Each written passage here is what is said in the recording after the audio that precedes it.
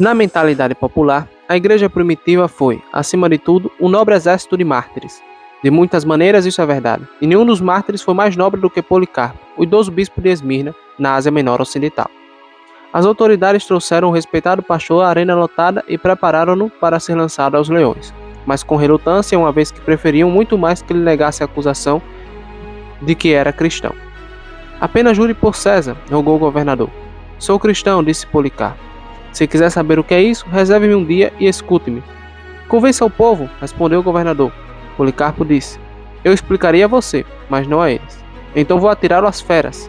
Pode trazê-las, replicou Policarpo. Se desdenha as feras, vou mandar queimá-lo. Você tenta me assustar com o fogo que arde por 1 hora, e se esquece do fogo do inferno, que nunca se apaga. Então o governador clamou o povo. Policarpo afirma ser cristão. A multidão foi à loucura. Esse é o mestre da Ásia, o pai dos cristãos, o destruidor dos nossos deuses. Assim, Policarpo, orando para que sua morte representasse um sacrifício aceitável, foi queimado na estaca. A imagem de cristãos indefesos e pacíficos vestindo túnicas brancas diante de leões ameaçadores, anfiteatros que ecoavam os gritos da multidão romana clamando por sangue, entretanto, é bastante equivocado. Antes do ano 200, as tentativas romanas de silenciar os cristãos eram, na melhor das hipóteses, tímidas. Poucos imperadores romanos foram vilões sanguinários. Por que então Roma perseguiu os cristãos? Por que consideramos esse período a época dos mártires? Comecemos com a política básica de Roma. As autoridades imperiais eram excepcionalmente tolerantes com as religiões das terras invadidas pelas legiões. E caso as religiões nacionais dos países conquistados acrescentassem reverência ao imperador às terras cerimoniais, Roma quase nunca interferia. Em um caso digno de nota, Roma abriu mão até mesmo da exigência de se queimar incenso ao imperador. Os judeus, com a lealdade fanática ao seu único Deus verdadeiro e demonstrando a prontidão para transformar a própria pátria em um rio de sangue, antes de reconhecer qualquer outra deidade, eram a exceção. Enquanto as autoridades romanas consideraram os cristãos uma seita de judeus, os seguidores de Jesus desfrutaram dessa mesma imunidade da pressão imperial. Todavia, quando os judeus deixaram claro que nada tinham a ver com o novo movimento, a situação mudou drasticamente. Assim que os romanos descobriram as intenções dos cristãos, foram confrontados com o problema da tolerância de uma forma ainda mais exasperante do que no caso dos judeus, que eram, no fim das contas, uma espécie de corporação fechada, um povo separado dos outros pela marca da circuncisão, que vivia e adorava em grande parte sozinho e que fazia pouco proselitismo. Os cristãos, por sua vez, falavam o tempo todo sobre o seu Jesus e estavam determinados a transformar toda a população do império em cristãos, e a rapidez de sua propagação mostrou que isso não era apenas uma ideia vaga. Eles não somente, tal como os judeus, se recusavam a adorar o imperador como Deus vivo, como também se esforçavam ao máximo para convencer todos os outros súditos a fazer o mesmo. De tempos em tempos, portanto, os cristãos sentiam a ira do império e de seu povo. A principal causa do ódio contra os cristãos primitivos na sociedade romana residia em seu estilo de vida diferenciado. Temos a reputação, escreveu Tertuliano em Apologia, de viver de forma contrária às multidões. O termo utilizado para descrever os cristãos do Novo Testamento é bastante significativo. Trata-se da palavra agios, frequentemente traduzida como santos. Apesar de significar santos, sua raiz sugere diferentes. Assim, uma coisa santa é diferente das outras coisas. O templo é santo porque é diferente de outros edifícios. O sábado é santo porque é diferente dos outros dias. O cristão, portanto, é uma pessoa fundamentalmente diferente das demais. Os homens sempre olham com suspeita aqueles que são diferentes. A conformidade, não a distinção, é o caminho para uma vida livre de problemas. E quanto mais os cristãos primitivos levavam sua fé a sério, mais eles corriam o risco de reação da multidão. Assim, simplesmente por viverem de acordo com os ensinamentos de Jesus, os cristãos condenavam de forma velada e constante o modo pagão de viver. Mas isso não significa que eles viviam criticando, condenando e desaprovando a sociedade, tampouco que se consideravam moralistas ou superiores, mas sim que a ética cristã em si era uma crítica à vida pagã. A rejeição dos deuses pagãos era fundamental ao estilo de vida cristão e a causa de intermináveis hostilidades. Gregos e romanos tinham divindades para cada aspecto da vida, para a semeadura e a colheita, o vento e a chuva, os vulcões e os rios, o nascimento e a morte. Para os cristãos, entretanto, esses deuses equivaliam a nada, e tal mentalidade resultava em os seguidores de Jesus sendo rotulados como inimigos da raça humana. Simplesmente não era possível rejeitar os deuses sem suscitar desprezo da sociedade. Para os pagãos, cada refeição começava com uma oferta de líquido e uma oração aos deuses, mas os cristãos não podiam tomar parte disso. Banquetes e festas sociais eram realizados nos precintos de um templo após o sacrifício, e o convite costumava ser para comer à mesa de algum deus, mas os cristãos não podiam ir a uma festa dessas. Inevitavelmente, ao recusar o convite para alguma ocasião social, o cristão passava a impressão de ser rude, grosseiro e indelicado. Outros eventos sociais eram rejeitados pelos cristãos por serem considerados errados em si. Combates de gladiadores, por exemplo, eram desumanos para os cristãos. Em anfiteatros por todo o império, os romanos forçavam os prisioneiros de guerra e os escravos a lutar entre si até a morte, apenas para entreter a multidão.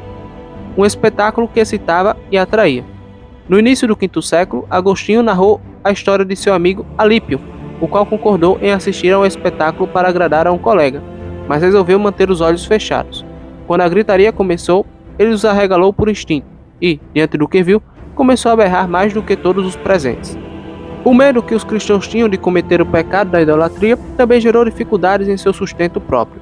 Era possível que o construtor se envolvesse na construção das paredes de um templo pagão, que o alfaiate viesse a costurar túnicas para um sacerdote pagão ou que o fabricante de incensos acabasse produzindo incenso para sacrifícios pagãos.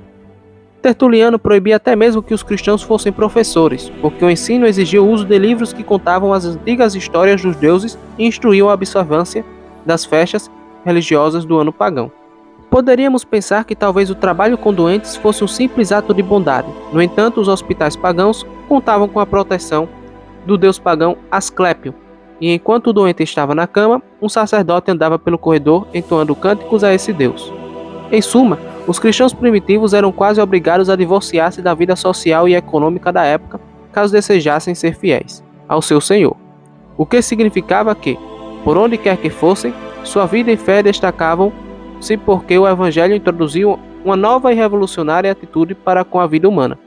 Essa postura era percebida na visão que os cristãos tinham dos escravos, das crianças e do sexo, por exemplo. A escravidão tomou a sociedade romana como um câncer, e o escravo, fosse homem ou mulher, estava sempre à disposição de seu senhor para as tarefas mais subalternas. Caso não o satisfizesse, poderia ser descartado ou até mesmo abatido como um animal sem valor. Nesse tipo de sociedade, alguns cristãos também tinham escravos, mas os tratavam com bondade e permitiam que tivesse os mesmos direitos dentro da igreja. Um ex-escravo, Calixto, tornou-se bispo de Roma. O mesmo valor conferido à vida humana aplicava-se às crianças. Ao contrário de seus vizinhos pagãos, os cristãos recusavam-se a abandonar filhos fracos ou não desejados na floresta para que morressem ou fossem pegos por ladrões. Se uma mulher cristã fosse casada com um pagão e eles tivessem um bebê do sexo feminino, o pai poderia mandar jogá-lo fora, mas a mãe geralmente se recusava. Naturalmente, tal consideração pela vida aplicava-se também ao sexo e ao casamento. Nos tempos modernos, a igreja muitas vezes tem de suportar críticas às suas visões antiquadas sobre sexo e a santidade do matrimônio, mas é pouco provável que tal acusação teria sido feita no Império Romano decadente. A sociedade pagã com seus excessos beirou a extinção racial, mas o cristianismo representou outro caminho, um novo caminho.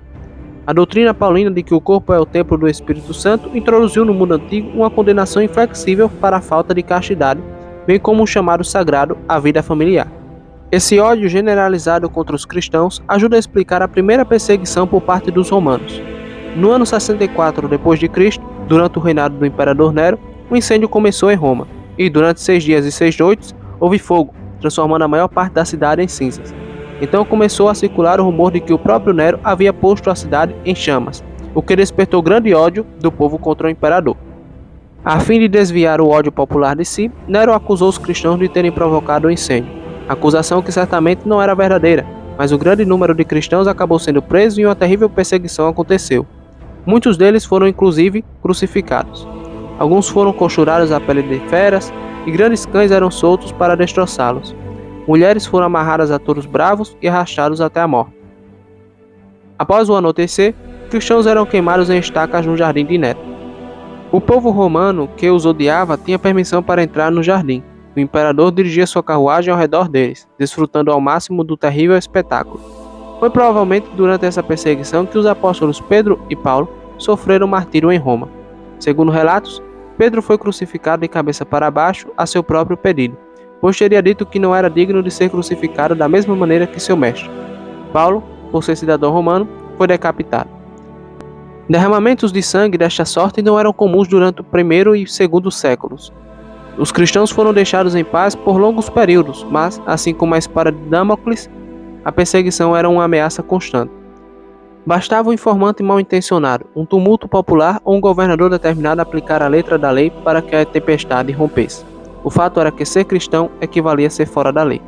A fim de que haja ódio público, afirmou Tertuliano, basta que aconteça não a investigação dos crimes apontados, mas a mera confissão do nome cristão. Para mais vídeos como esse, inscreva-se no nosso canal e até a segunda parte deste vídeo.